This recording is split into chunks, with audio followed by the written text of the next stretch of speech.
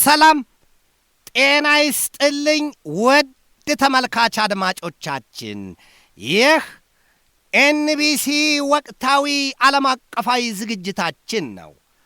በዛሬው ዝግጅታችን ሩሲያ plans nuclear power plant on moon by 2036 to fail lunar program እየነገሩት የሚረሳ እየቀለቡት የሚከሳ ይሉትን ያስታውሷል። ሰሜን ኮሪያም አዲስና የተዋጣለት የተባለ ከምድር ወደ አየር የሚምዘገዘግ ሚሳኤል መሞከሯን፣ ወዲያም በአሜሪካ ፕሬዚደንቶች ታሪክም አራቱ የአሜሪካ ፕሬዚደንቶች የሰሜን ኮሪያን የኒውክሌር ፕሮግራም ለማስቆም እንደተሳናቸውና የአሁኑ ፕሬዚደንት ዶናልድ ትራምፕም መጨረሻ ምን ሊሆን ይችላል የሚለውን፣ አሜሪካ ልዩ ኃይሎቿን ወደ ቬኔዙዌላ ማስጠጋቷን፣ ወዲያም እስራኤል በኢራን ላይ የማያዳግም እርምጃ ለመውሰድ መሰናዳት ማስጠንቀቋንና ሌሎች አዳዲስና ወቅታዊ መረጃዎችን ይዤ ቀርቤያለሁ። እስከ ዝግጅቱ ፍጻሜ ድረስም አብራችሁኝ ትዘልቁ ዘንድ የአክብሮት ግብዣዬ የአየር ሞገዱን ሁሉ አሳብሮ ከልባችሁ ይድረስ የምላችሁ አዘጋጅቼ የማቀርብላችሁ ትዕግስቱ በቀለ ነኝ።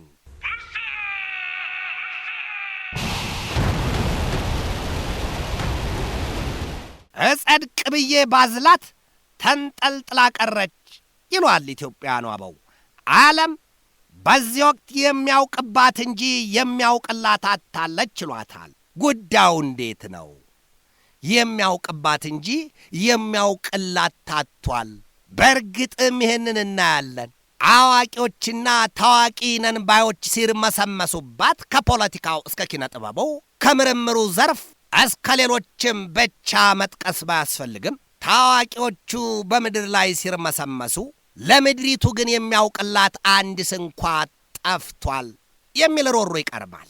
እንዴት? ምድርን ምንድን ነው የሚያውቅላት የጠፋው?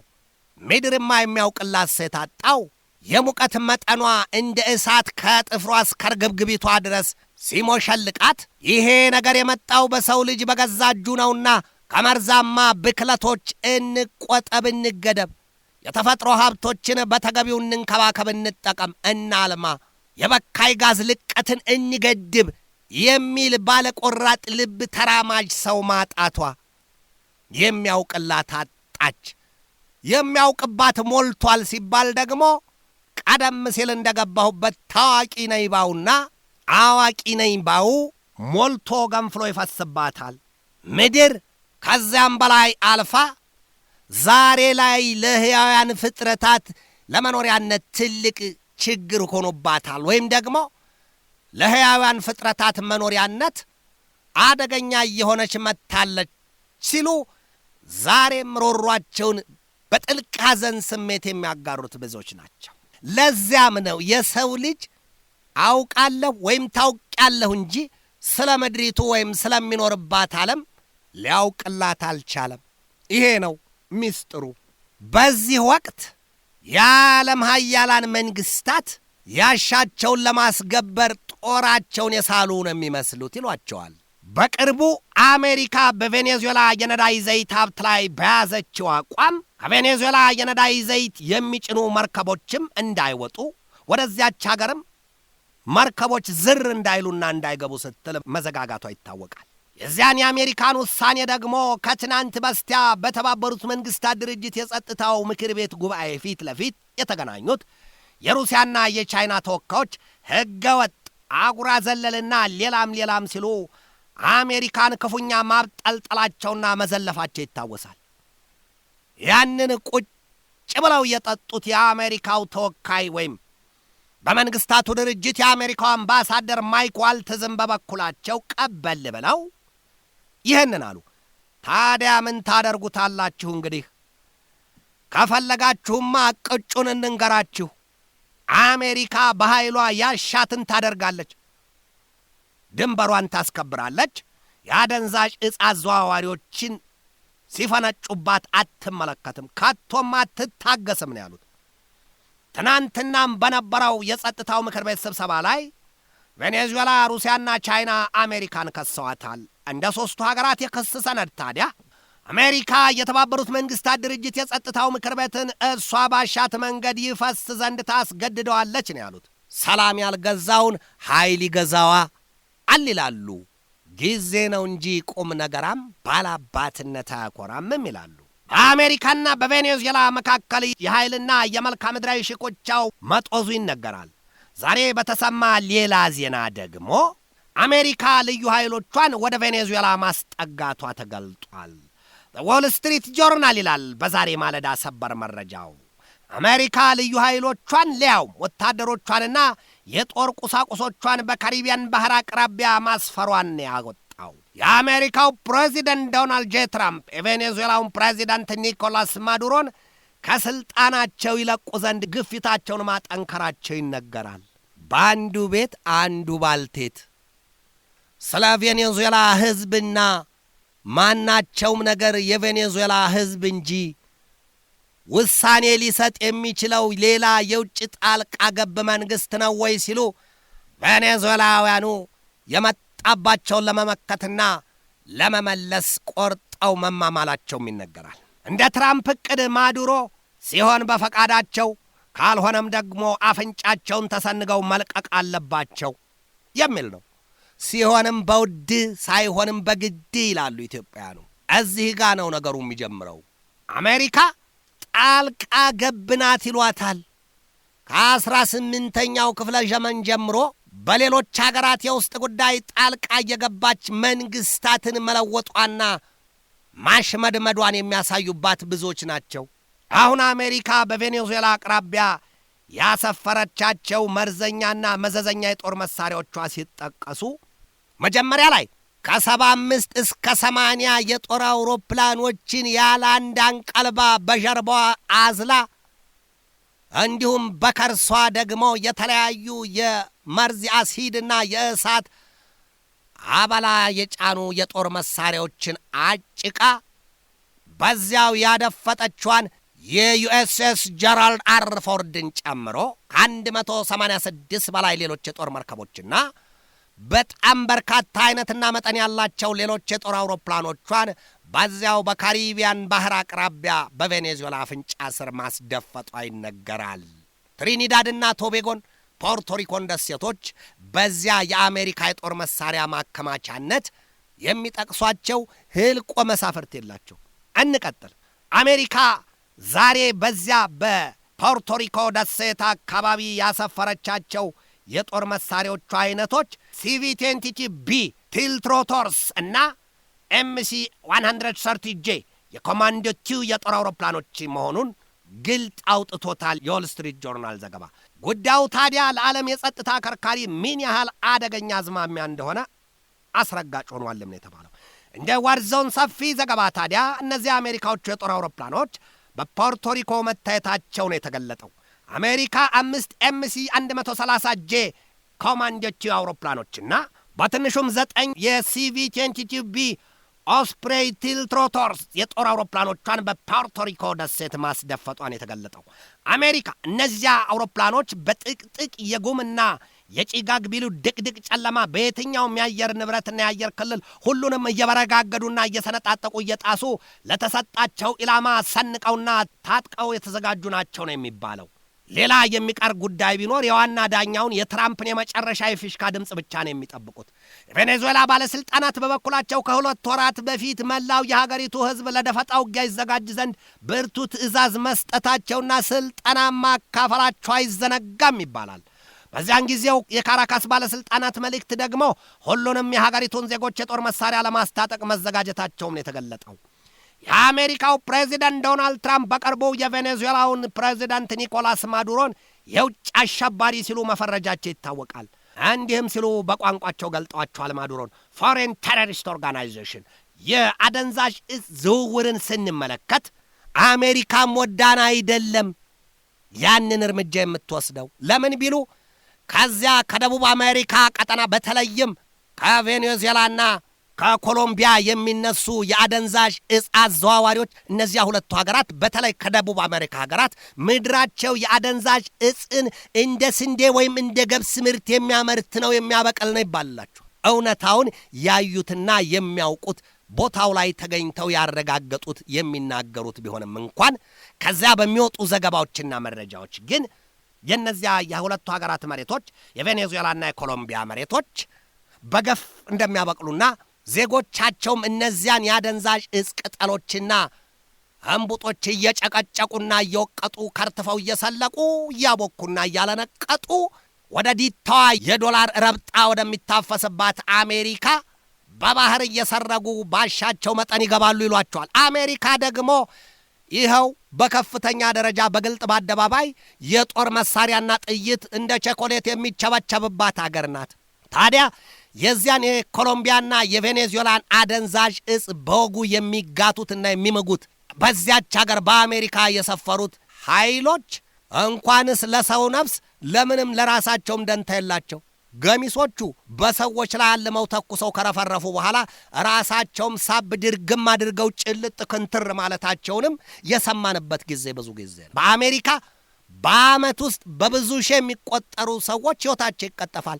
ታዲያ አሜሪካ ባለሥልጣናት የአደንዛዥ እጽ አዘዋዋሪዎችን ስር ለመቁረጥ ወይም ለመበጠስ አሊያም ነቅሎ ለመጣል ከቬኔዙዌላና ከኮሎምቢያ የሚገቡ እጽ አዘዋዋሪዎችን መታን ወይም ገደብን ቢሉ ምን ይፈረድባቸዋል ሲሉ የሚጠይቁትም ብዙዎች ናቸው። በእርግጥም ሆኖ ከሆነ ከሰል ሻጩን ሳይሆን የከሰል አክሳውን ነው መጀመሪያ ከዚያ መገደብ ይሉትን ያስታውሷል። በሀገራችንም የዛፎቹን መመንጠር ለመገደብ ወይም መፍትሄ ለመስጠት ከሰል ሻጩን ሳይሆን ከሰል አክሳውን መጀመሪያ ዛፎቹን እየከተከተ ከሰል የሚያከስለውን ነው እሱን ነው ማስቆም ወይም ግንዛቤ መስጠት ነው አሊያም እርምጃ መውሰድ ነው አው ሲሉ የሚያሳዩትም የሚመክሩትም ብዙዎች ናቸው። ታዲያ የአሜሪካ ባለስልጣናትና ፖለቲከኞች በተመሳሳይ ከቬኔዙዌላ የሚነሱትን የአደንዛዥ እጽ አዘዋዋሪ ጀልባዎች ያሏቸውን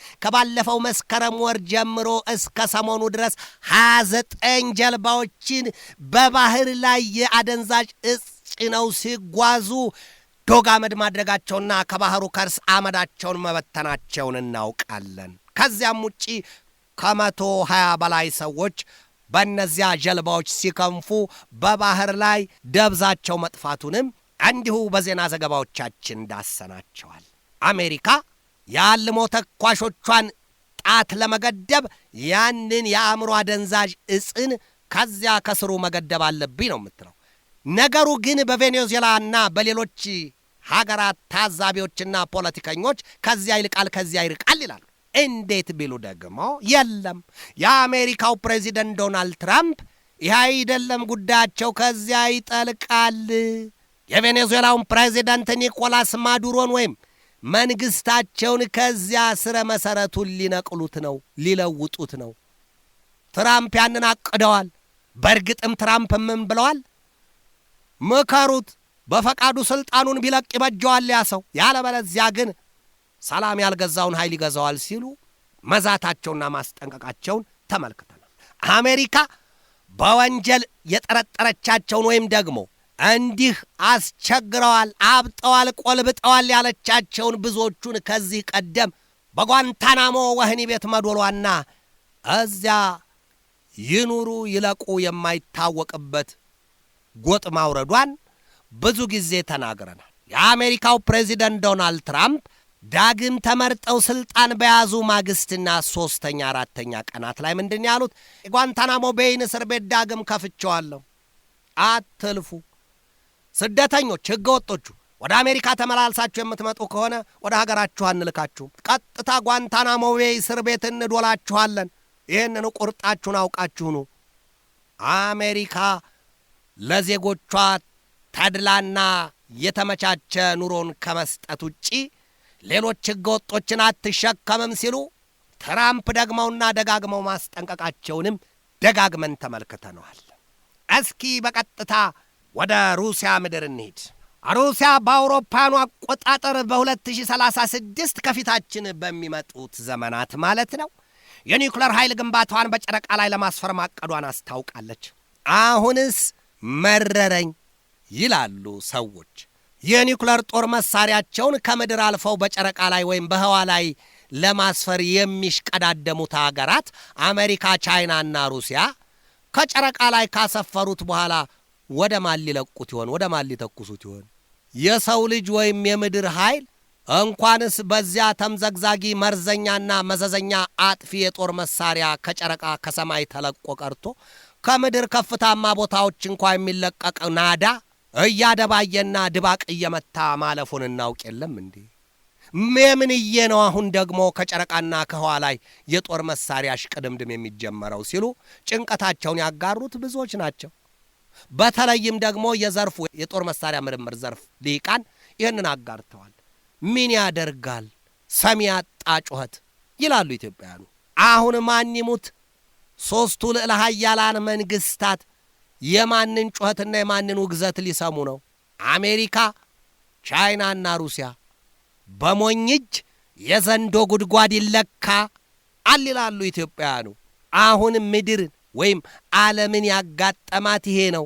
ምድር ክም ብላ ስትቀር እንድትጠፋ ተፈርዶባት የለም ወይ? አረ እነሱስ ባይሉቴ የአየር ንብረት ለውጡ በከፍተኛ ደረጃ የጨመረው የሙቀት መጠኑ ምድርን እንደ ላስቲክ ሊያቀልጣት እየተቃረበ አይደለም ወይ? ለዚህ ደግሞ ከአውሮፓ አህጉርስ በላይ ቅድሚያ ስቃውን የሚቀበላለ ወይ ሲሉ የሚያነሱና የሚያሳዩት ብዙዎች ናቸው። አውሮፓ ሰሞኑን በእሳት አበላ ክፍሉ ሲንተገተግ እንደነበር አይተናል። የሙቀቱ መጠን በአውሮፓ አህጉር ከየትኛውም ክፍለ ዓለም በላይ ይከፋል ነው የሚባለው። ስራ ይብቃህ ይላሉ ኢትዮጵያውያኑ። የእጁን ይስጠው ይላሉ ሌሎቹ ደግሞ። አሁን እንግዲህ የምድራችን አበሳና ባዚዋ ከምንጊዜውም በላይ ከፍቷል። ስለዚያም ነውና ልዕለ ኃያላኑ ጨረቃንና ሌሎች እንደ ማርስና ቬኑስን የመሳሰሉትን እናስሳለን፣ ለሕይወት መኖሪያም በዘላቂነት እንመራመርባቸዋለን ብለዋል። እባብ የልቡን አይቶ እግር ነሳ አው ይላሉ ኢትዮጵያውያኑ። ምድሪቱ በዚህ ወቅት አንድ ማህጥራው እንዳይበላ ግፋውን ሆናለች። በክፉ አጋጣሚ ውስጥ የተተበተበችበት ጊዜ ሆኗል። በሩሲያና ዩክሬን መካከል የሚካሄደው ጦርነት አልተፈታም፣ አልተገታም፣ መፍትሄ የለውም። አሁን ደግሞ በጨረቃ ላይ ያለው ሽኩቻቸው ይሄ ነው። በአርክቲክ ቀጠና ሦስቱ ሀገራት ይራኮታሉ። ሰሞኑን በግሪንላንድ ደሴት ጉዳይ ሦስቱም ሀገራት ለዝላይ እንደተቃረበ ነብር መዳፈጣቸውን ተመልክተናል። የግሪንላንድን ደሴት አሜሪካ ጠቀልላለሁ ብላ ስታሰፈስፍ ሩሲያም ቻይናም ከዚያ ባለ ድርሻ ነን ብለዋል። አንተም ውደዳት እኔም ልውደዳት፣ ቢላ አምጣና እንቃደዳት ያሉትን አስታውሰናል። ይሄ ነው የልዕለ ኃያላኑ። እውነትም ልዕለ ኃያላን ምን አለ የሰው ልጅ ለምርምርና ለመልካም ለምድሪቱ ሰላምና ጤንነት ቀጣይ ህልውናዋ ቢሰራ ምርምሩን በዚያ ቢያደርገው ለዚያ ቢያውለው። የለም ምድር ከተወለዱባት የሰው ልጆች አንጻርም ቢሆን 8 ቢሊዮን ደርሰውባታልና መያዝ መሸከም አትችልም። ምድር ልትይዝ የምትችለው 4 ቢሊዮን ህዝብ ብቻ ነው ሲሉ ቁጭታቸውን የሚያሳዩላትን ብዙዎች ናቸው። ነገር ግን ዛሬ ከእጅ ያመለጠ እንቁላልን ሆኗል ጉዳዩ። ምድር በሰው አበላ ተጥለቅልቃለች። ልትመግበው ልታኖረው ቀርቶ የተነፍሰውን ትንፋሽ እንኳ ይኸው በአየር ንብረት ለውጡ አደጋ ላይ ወድቆ የለም ወይ ሲሉ የሚያሳዩትና የሚናገሩት ብዙዎች ናቸው። እስቲ በቀጥታ ወደ እስያ ቀጠና እስያ ምድር በእስያ የኮሪያ ልሳነ ምድር እሳቱ የሚጠፋበት ቀርቶ የሚዳፈንና የሚጠልስበት ጊዜው ርቋል ነው የሚባለው። የኒውክለር ጦር መሳሪያ ታጥቃ ነገር ባፍንጫዋ ታነፈንፋለች የሚባልላት የ26 ሚሊዮኖቿ እናት ሀገር ሰሜን ኮሪያ የኒውክለር ፕሮግራሟን ለማስቆም 4 የአሜሪካ ፕሬዚደንቶች ሞክረውና ወጥተው ወርደው ተንገፍግፈው አቅቷቸዋል ይሏቸዋል። የአሁኑ የአሜሪካው ፕሬዚደንት ዶናልድ ትራምፕ ግን በድርበቡም ቢሆን መዛት መፎከራቸውን አልተውትም ይሏቸዋል። እንደ አውሮፓኑ አቆጣጠር በ2001 ፕሬዚደንት ሆነው የተመረጡት ሰው ጆርጅ ዎከር ቡሽ እንደ አውሮፓኑ አቆጣጠር በ1994 ከሰሜን ኮሪያ ጋር በመርህ ደረጃ ቢስማሙም ሙያ በልብ ያለችዋ ፒዮንግያንግን የኒውክለር ጦር መሳሪያዋን አስወግዳ እንደ በዓል በግ ታስራ መዘጋጀትን ፈጽሞ አልፈልግም ስትል ውድቅ ማድረጉ አይዘነጋም። የዚያን ጊዜው የቡሽ የብሔራዊ ጸጥታ አማካሪው ጆን ቦልተን በተመረረ ስሜት ምን ነበር ያሉት? we don't negotiate with evil we defeat it። የወቅቱ የአሜሪካው ምክትል ፕሬዚደንት ዲክ ቼኒም በወገናቸው ያንኑ ነበር የደገሙት። አሜሪካ ከዚያን ጊዜ ጀምሮ ከሰሜን ኮሪያ የባላስቲክ ሚሳይል የምትከለልበትን መከላከያ መገንባቷን ታሪክ ያስታውሳል። የፈሩት ይደርሳል፣ የጠሉት ይወርሳል ስትል ቡሽ የሰሜን ኮሪያን ጉዳይ መንገዷ አስኬድ ብሏቸው ኖሮ እንደ አውሮፓኑ አቆጣጠር በ2003 ደግሞ ኢራቅን ወረሩ። ኢራቅ ስትወረር ፕሬዚደንቷ የነበሩት ሳዳም ሁሴን ናቸው። ቡሽ ሳዳምን እገድለዋለሁ ሲሉ መፎከራቸውና መዛታቸው ይታወቃል። ያኔ ታዲያ አሜሪካን በኢራቅ ላይ ያስነሳት የቅዠትና የሐሳብ የጅምላ ጨራሽ ጦር መሳሪያ አላት የሚል ፍርሃትና ስጋት ነው። ኢራቅ በዚያ የአሜሪካ መራሹ የጦር ኃይል ወረራ ዶሮ በጋንን የሆነች ይሏታል። ያለ በደሏ ፕሬዚደንቷን በስቅላት ማጣቷ የኋላው ውጤት ሆኗል። አሜሪካ ዛሬ የሚሆኑ በቀደሙት ፕሬዚደንቶቿ የሰሜን ኮሪያን የኒውክሌር ትጥቅ ለማስፈታት እሳት መርዝና አሲድን በምላስ ሆኖባታል ይሏታል። ሰሜን ኮሪያ እንደሚታሰበው ብቻዋንም አይደለችም። ገለጥ ሲያደርጓት ወይም ከፈት ሲያደርጓት ቻይና፣ ሩሲያና ብሶተኛዋ ኢራን ወዲያም አሁን ደግሞ ቬኔዙዌላና ኪውባን ማስከተሏን የሚያሳዩት ብዙዎች ናቸው። ሆድ ለባሰው ማጭድ አታውሰው ይላሉ ኢትዮጵያውያኑ። ሩሲያና ቻይናስ በደዳራ ጫንቃቸው የአሜሪካን በደል ሊሸከሙት ይችላሉ። ነገር ግን በማዕቀብና በተደጋጋሚ ኩርኩም የተገዘገዙትና የቆሰሉት እርግብግቢታቸው የነደለው ኢራን፣ ሰሜን ኮሪያና አሁን ደግሞ ቬኔዙዌላና ኪውባ በአንድ ማበር እንጂ ሌላ ምርጫ የለንም ሲሉ እየተናበቡ ነው ይሏቸዋል። ድር ቢያብር አንበሳ ያስር ይሉትን መሆኑ ነው። የሰሜን ኮሪያን የኒውክሌር ትጥቅ ለማስፈታት ሲታትሩ የነበሩት ሌሎቹ የአሜሪካ ፕሬዚደንቶች ደግሞ ባራክ ሁሴን ኦባማና አሁን ትራምፕ የተኳቸው ሰው ጆሴፍ ሮቢነት ባይደን ወይም ጆ ባይደን ናቸው። ዛሬስ ቢሆን ትራምፕ ያቀዱትን ያሳኩት ይሆን? ሰሜን ኮሪያን ትጥቅ ያስፈቷት ይሆን?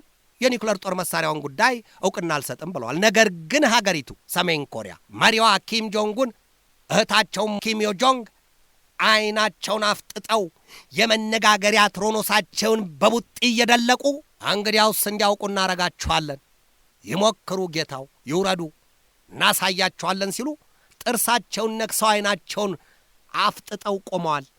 በቀጥታ ወደ መጨረሻውና ወደ መካከለኛው ምስራቅ ቀጠና ልለፍ። የእስራኤልና የኢራን ፍጥጫ ዛሬም ቢሆን በባሰ ደረጃ መካረሩና ውጥረቱ መጦዙ ተነግሯል። ኢስራኤል ዋርንስ ኢት ዊል አክት አስ ኢራን ሪቢልድስ ሚሳይል ሳይትስ ኢራን ወድሞባታል ሲባል የነበሩትን የሚሳይልና የኒውክሌር ጣቢያዎቿን ወይም ኒውክሌር ግንባታ ስፍራዎቿን ዳግም እያጣደፈችና እየገነባች ነው። ውርድ ከራሴ ብላለች። ዳግም ጥቂት ትንኮሳ፣ የሰባራ ሽጉጥ ጥይት ትንኮሳ ቢፈጸምብኝ ውርድ ከራሴ ታገኙታላችሁ ስትል አስጠንቅቃለች።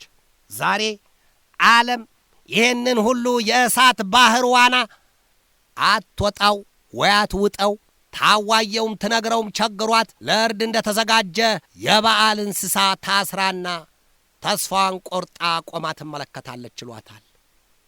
ምድር ሰላም የሚፈልጉ ኃይሎች ያሉባት ቢሆኑ እንኳን ስለ ሰላም ያልገባቸውና ፈጽሞም ያልተረዱት ብዙዎች እንደሆኑ ይነገርባታል። ለአህያ ማራይ ጥማትም ይላሉ ኢትዮጵያውያኑ።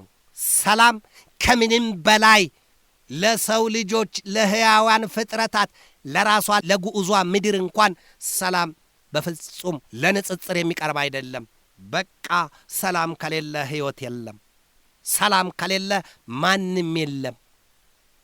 ለዚያ ነው ስለ ሰላም የሚነሳ፣ ስለ ሰላም የሚዘምር፣ ስለ ሰላም የሚቀድም ተሰላፊ ዓለም በዚህ ወቅት አንድ እንኳ አታለች። ሁሉም የጦር መሳሪያውን ስሎ አንዱ ባንዱ ላይ ሊቀበቅበው በጥፍሩ ቆሞ እያማተረ ነው። በዘገባዎቻችን ሁሉ የምንመለከተው በዓለም ላይ ስለ ሰላም የሚነሱና የሚሮጡ ሳይሆኑ ያሉት ስለ ጦርነትና ስለ ጦር መሳሪያ ዝግጅት ብቻ ነው። ከድሃዎቹ ወይም ከታዳጊዎቹ እስከ ልዕለ ኃያላኑና ጠቢባኑ ዴታዎቹ ድረስ ያሉት በሙሉ ስለ ጦር መሳሪያ፣ ስለ ጦርነት፣ ስለ የበላይነት፣ ስለዚያ ብቻ ነው ዜና የሚያስነግሩትና የሚያስለፍፉት። እህስ ምድር ወይም ዓለም የሚኖሩባት ስለ መሆኗም አትታወሳቸውም። ሞኝ እራቱ ሲያሪስቃልን ሆኗል የምድሪቱ ሰው ወይም ዘር አዳም ይህንን ያህል ተነጻጽሯል። ሰው ለመኖር ያስባል፣ ለመኖር ሲል ይሞታል እንጂ ለመሞት አይኖርም። ራሱን በዘመናዊነትና በስልጣኔ በሥራና በብልጽግና እያደራና እየካበ ወደ ላይ ወደ እድገትና ወደ ብሩህ ተስፋ ይሄዳል እንጂ ያልማል እንጂ ወደ ውድቀትና ወደ ተስፋ መቁረጥ ወደ እልቂት አባዜ ስለምን ያማትራል? የአህያ ሥጋ አልጋ ሲሉት መሬት፣ መሬት ሲሉት አልጋ። ወደ ኤንቢሲ ተመልካች አድማጮቻችን የዛሬን በዚህ ተሰናበትኳችሁ። ነገ በሌላ ርዕሰ ጉዳይ ዳግም እጠብቃችኋለሁ። እስከዚያው ከልባችን እስከ ዓለማችን ሰላም ተመኘሁ። በድጋሜ ሰላም።